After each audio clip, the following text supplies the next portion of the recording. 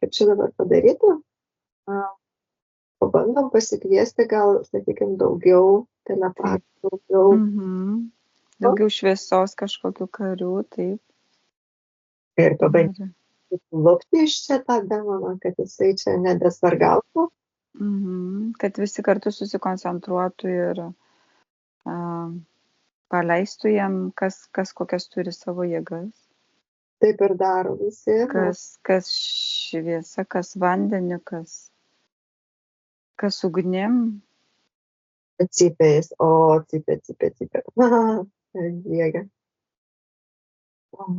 Nepatinka jam labai. Kas Kristus iš juodą skylę. Visiems laikam.